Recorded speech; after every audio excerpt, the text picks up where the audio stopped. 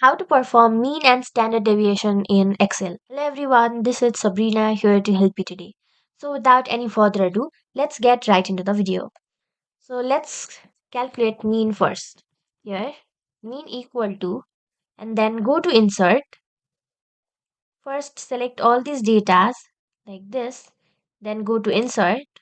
After that, go to function, go to statistical, and then mean is average. So simply go to average and then hit enter. So as you can see, this is the average of these data. Now, in order to calculate standard deviation,